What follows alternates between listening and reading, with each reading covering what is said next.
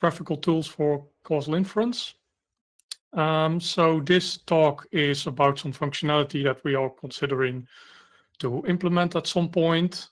But for now, this is it mostly focuses on the underlying theory, really, and it shows some functionality that I implemented, and the code for that is all in this embedded in this notebook. So if you get the slides from the link, you should be able to reproduce everything that I'm going to show you.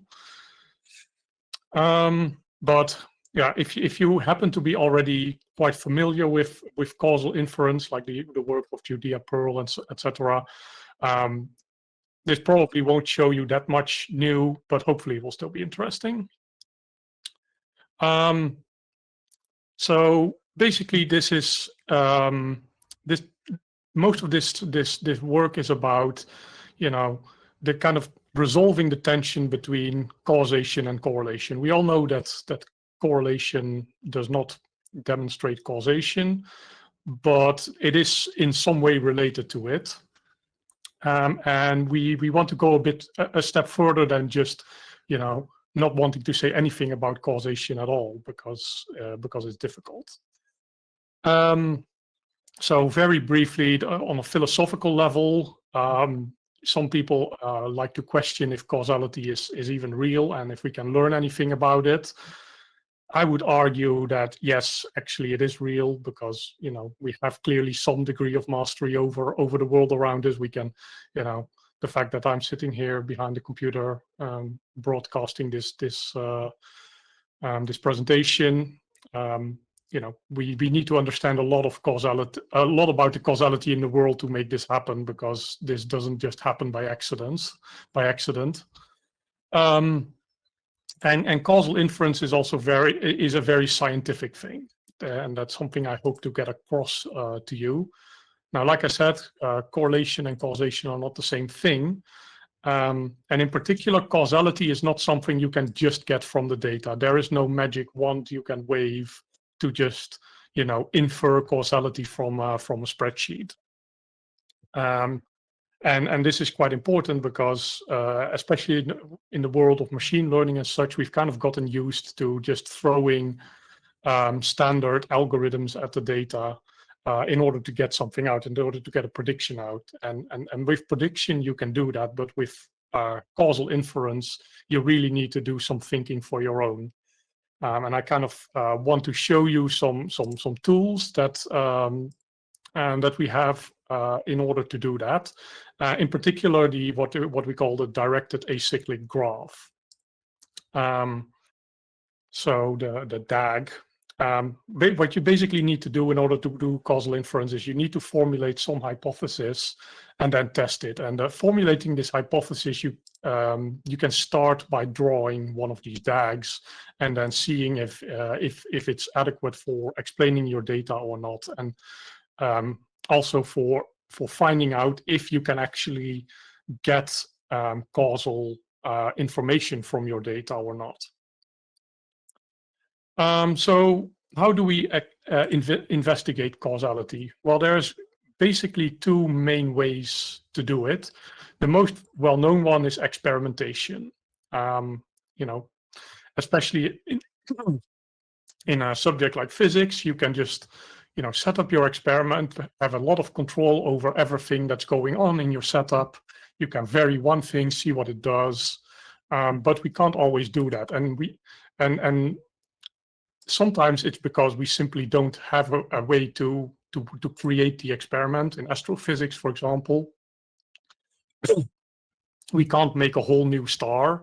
We can try to recreate some aspects of a star in a lab, like a plasma, but we can't create a whole new star from scratch. It's just not possible, or it's unethical. So in behavioral sciences, you can't just try stuff out to see if it positively or negatively affects people, because if you suspect that something has a negative effect on people, it's probably bad practice to deliberately expose them to that. So if you draw this as a graph, what is an experiment?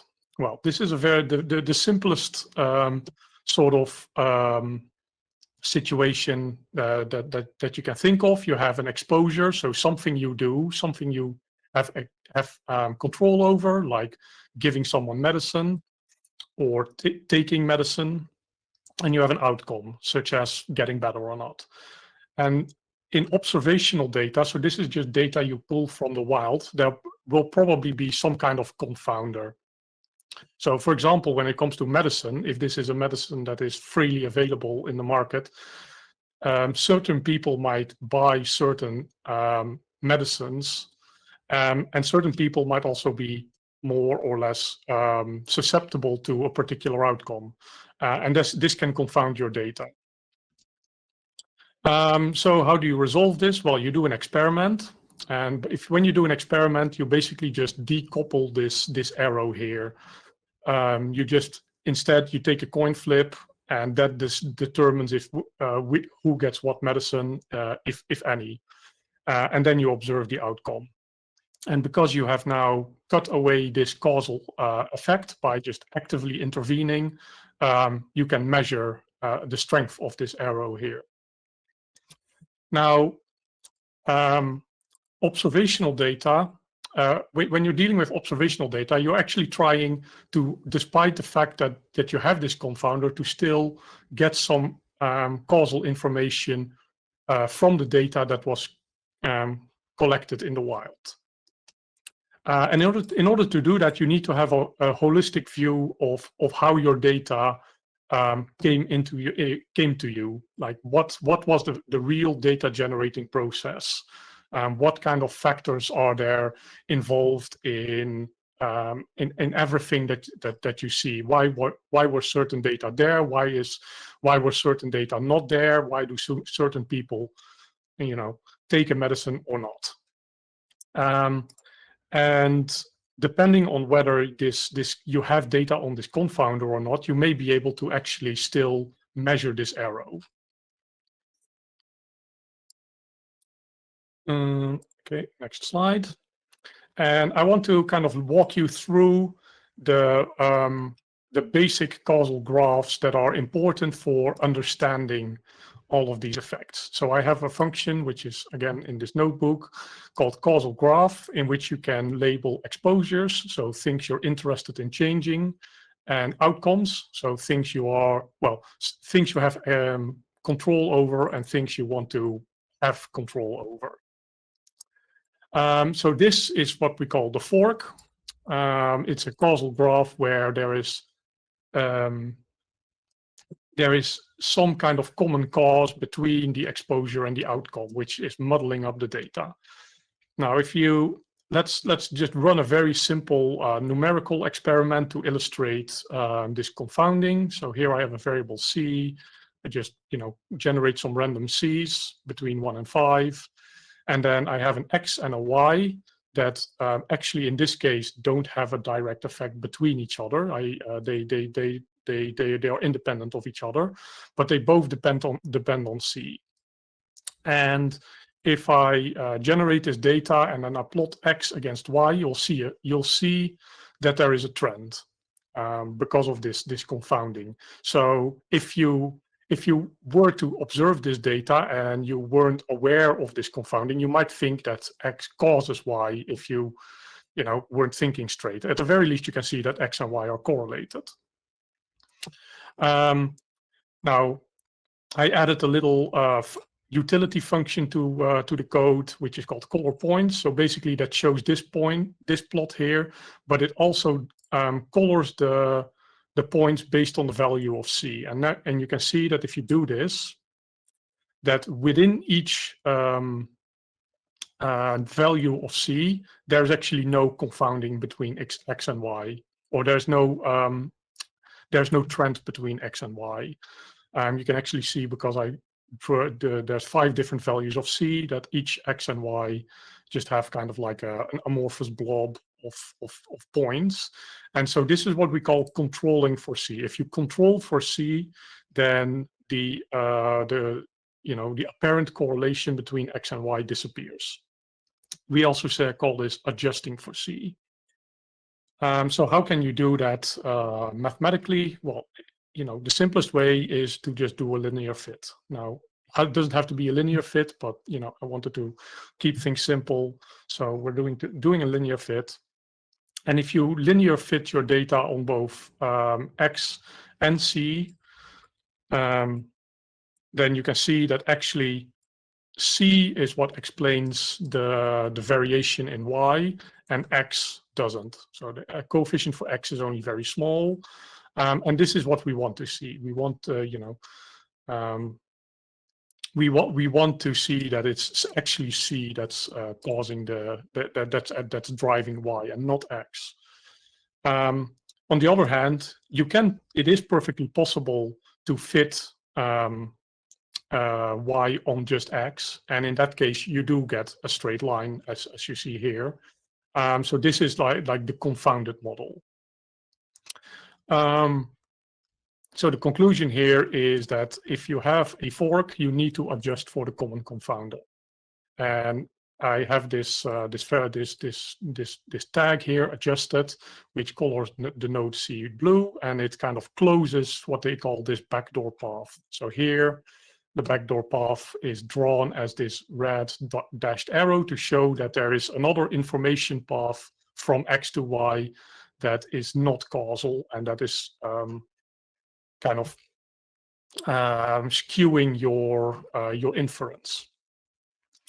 Now, it should be noted that there is a big difference between prediction accuracy and the ability to be able to assess causality. When you want to do causal modeling, you're not always striving for the most accurate prediction of the outcome variable, because prediction doesn't care about direction of causality.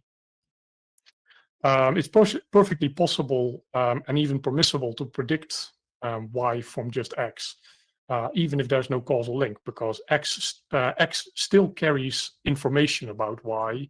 It's just not causal information. So the next elementary graph is what we call the pipe, or the mediator. So in this case, you have something that is mediating the effect between X and Y. And actually, in any causal effect, you can almost always identify some intermediate, because in the end there is always something in between. If smoking causes cancer, well, it's not smoking directly, it's some kind of chemical in the smoke that causes cancer, and it's not actually the chemical, it's like the way it interacts with something else in your body, and blah blah blah. You can always divide this path up further and further, but you don't always want to do this. So to show you the effect of a mediator, I'm drawing some random x's, then I'm computing a mediator based on X, and then I'm computing Y based on the mediator. And I'm going to plot this, and again you get a linear dependency between X and Y. And this is now a causal effect. Like, just because there is an M in between doesn't mean that there is, that X is still causing Y. There is just something that is mediating it. So now, because there is a third variable involved, you might be tempted to say, like, oh, I'm just going to put this in my model and fit that as well. But if you do that, you actually risk making a mistake, because what I'm showing here again is what happens if you color by M, then actually the trend between X and Y disappears. In each category of M, there is very little trend between X and Y because it is mediated by M. So if, for example, if I do a fit based on both X and M, then the fit will just say it's, M is the thing that drives Y, and X has nothing to do with it. So if you do this naively, you'll come to a very wrong conclusion. What you should do instead in this case, if you just want to measure the effect from X on Y, is just regress X on Y. So in this case, this is the correct procedure. Just ignore M.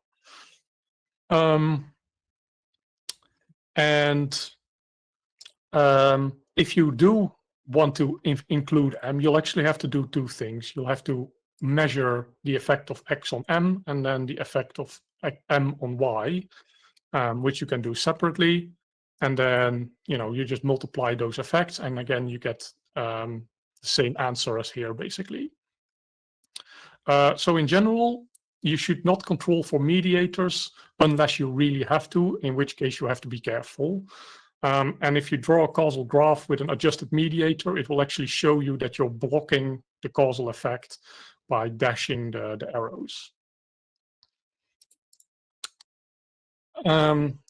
The next one that is important to be aware of is what they call the collider. In the collider, you have something that is affected by both your exposure and your outcome. And colliders are particularly insidious because normally they don't do anything. So if you have this situation, you can just do a regression from X on Y to see what the causal strength is. You don't need to account for C at all. But if you're not thinking this way, you might be tempted to throw it in anyway, and you'd be making a mistake, because in this situation, I again made the simulation, so just some X's and Y's that are unrelated to each other, and then I calculate a C that is both dependent on X and Y. And as you can see, if you plot X against Y, there's no trend, which is correct. There is no causal effect from X on Y. But if I segregate, or if I adjust for C, you will see that all of these clouds for C have a negative trend, because these are just the lines. X plus Y is constant, and X plus Y is constant is a negatively sloped line. So if I were to include C in my linear model fit, you'll see that it assigns a positive effect of C on Y and a negative effect on X. And this is completely wrong, obviously, well, causally speaking. If it's about prediction, then this is correct. If you want to predict Y, and then this is correct. But if you want to have the causal impact of X on Y, and this is nonsense, because there is no causal impact. So instead, you just fit only X, and then you get what we expect, a very weak regression coefficient. And so in causal graph, if you adjust for C, it will actually, you see that C is now blue. It will actually open up a backdoor path. So you have to be very, very careful with what you throw into your model and what not, in order to be able to extract the causal information from your data, which also shows you why you need to make these causal hypotheses in order to make any kind of progress. And these causal hypotheses come from real-world knowledge, because they crucially determine how you extract causal information from your data. So it's external knowledge that you as a researcher have to inject and test. Then there are two smaller basic causal graphs that I quickly want to mention. One is the descendant. So here we have, for example, a mediator. It doesn't have to be a mediator, but any node that influences something else, another node called Z. In this case, Z is a descendant of M. And if I adjust for Z, then I'm also partially adjusting for M, because Z is basically just a proxy for M. So this could be, for example, the length of a table, and this could be the number I read on the ruler when I hold it next to the table. And obviously, this is a proxy, and conditioning for the proxy also conditions for the mediator in this case. Though dependent on the strength of this arrow, the adjusting is more or less perfect. And then finally, there is what we call the instrument. So with an instrument is useful if you have a situation like this, where there's an unobserved U, which is white. So this is a factor you have no data about. You can't control for it. Now, what do you do in this case? Sometimes you can identify factors in your data that only affect X and not directly affect Y, and are also not affected by anything. In this case, this is what they call an instrument. And the nice thing about the instrument is that you can measure the causal effect from T on Y, because there's no confounding. And if you can also measure the effect of T on X, then you can, because you have both this path and this path, you can also analyze what the strength of this path is. So that's a little bit of clever engineering to help you. So this, for example, could be, if this is taking a medicine, this could be a doctor's recommendation to take a medicine. The doctor's recommendation will not always cause someone to take that medicine, but it's obviously affecting it. And if this instrument is good, if it has a good effect, a strong effect on X, then it can be a way to also measure the effect of X on Y. So I quickly want to show some more advanced examples. So here, for example, you have a graph which is a bit more complicated. So what can we do with a situation like this? Now here, for example, is a function I wrote which is called find independence conditions. And what this does is it finds which columns in your data are expected to be independent. So you expect A and B to be independent if this is your causal graph. So basically there should be no correlation or trend between A and B. But also here, for example, we have B is independent of X, conditioned on A and Z. So if you stratify by A and Z, then you expect B and X to be independent of each other. So this is something you can test to see if your graph makes any sense. So this allows you to reject bad causal graphs. I've got a function called update causal information, which allows you to experiment with adjusting for different variables. So for example, I can adjust for Z, see what that does. Now, adjusting for Z closed this path here, but because we have a collider here, it actually opened a new one. So that's bad. So in this case, you still have a backdoor path. You still can't you still can't see the effect of X on Y. So what instead you need to do is adjust for both Z and for A, and then it's all good. Or for B, that's also fine.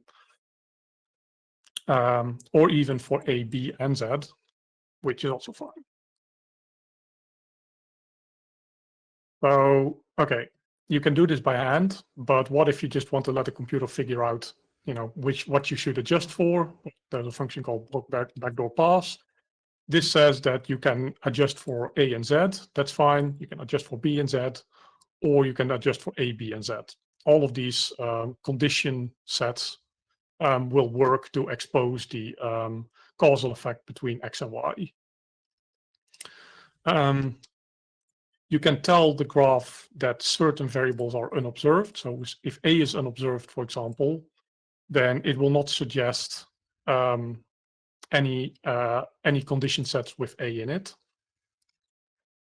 And you can use that. You can also say adjusted, and then it will not suggest anything that doesn't have A in the adjustment set. So if you really want to have A in there, you can also do that.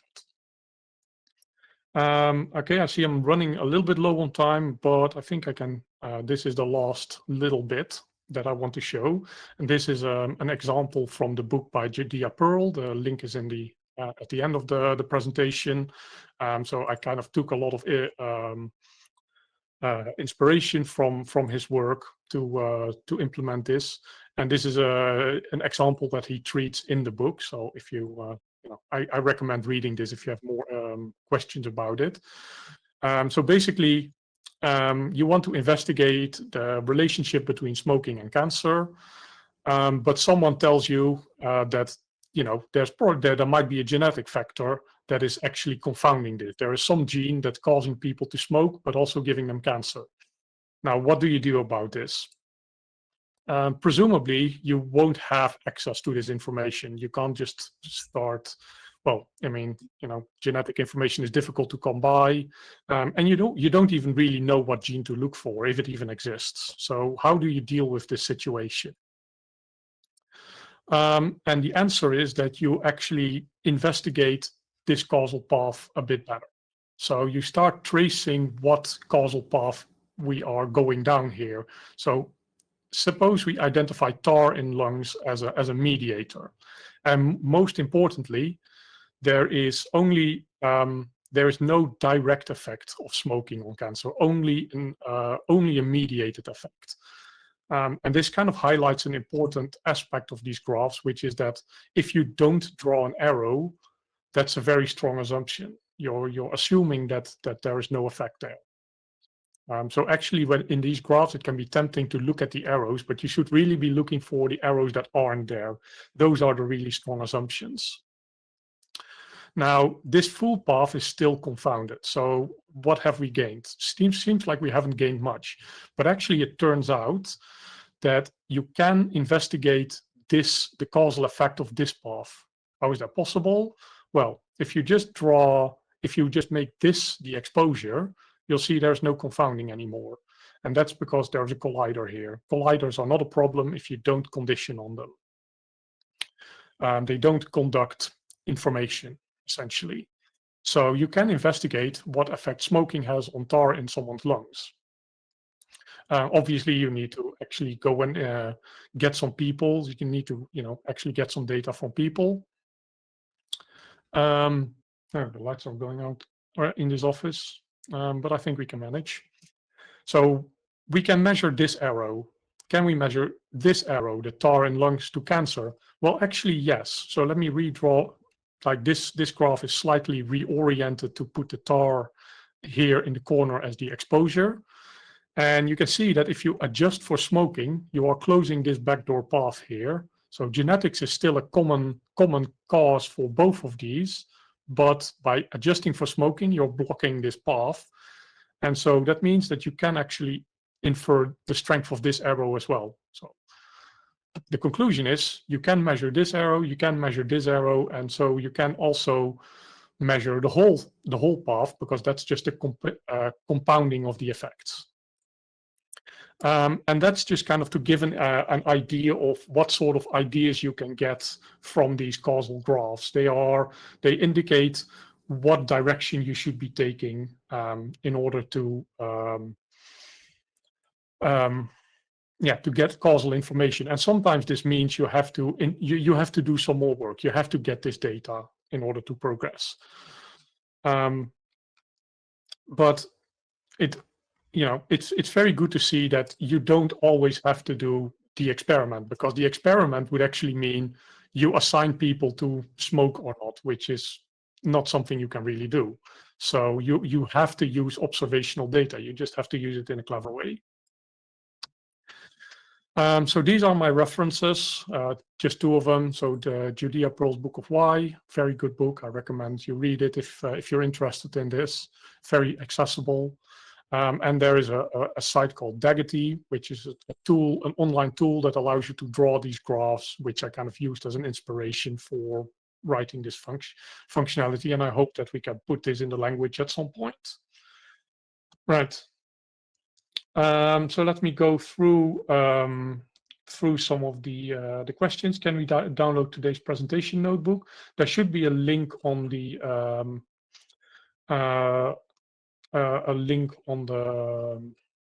main page which linked to this presentation. So at the bottom of the blurb, there is a little blue link that leads to a cloud notebook that you should be able to download. Can these data be applied to data with circular statistics? If there is circularity, then you will kind of need to unwrap the data in time. So, obviously, a cause can become an effect can become a cause in turn. So if you have the foxes and hares model, foxes eat hares, hares get eaten by foxes, hares produce more hares, foxes produce more foxes. So this seems like a circular dependency, but actually if you unroll it in time, then you can create a linear directed dependency, and that's how you'll have to do it. Does Wolfram physics utilize a directed acyclic network? I'm not qualified to answer that, honestly. I'm sorry, I don't know that much about Wolfram physics. Yeah, sorry. In practice, is there a notion of a common acceptance level of strength?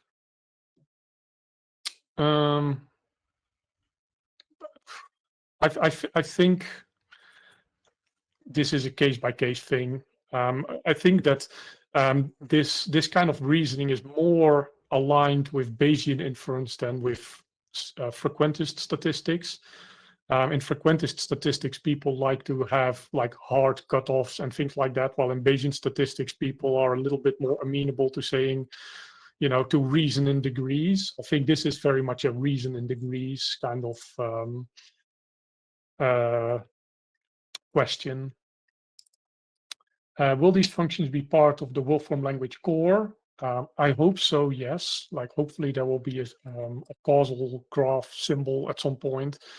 But if that's not, you know, doable quickly, I think I will try to release this code first as a repository packlet, which will allow you to access it without, you know, it will allow me to release it before we really have thought through every single interaction with every other symbol in the language. Because the thing is, when you put it in the Mathematica core product, it kind of has to play nicely with everything, which can sometimes be a big job.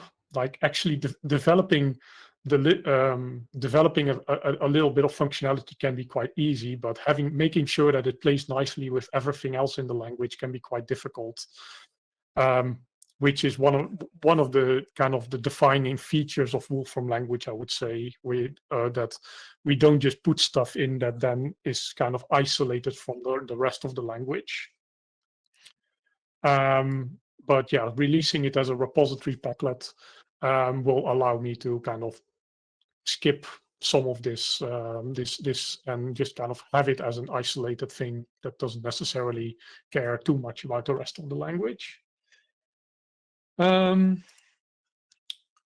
So these are all of the questions that I can see so far. So I think that with that, I am going to close this question. And thank you all for attending my my presentation. And I wish you a great rest of the conference. And I hope you enjoy the keynote.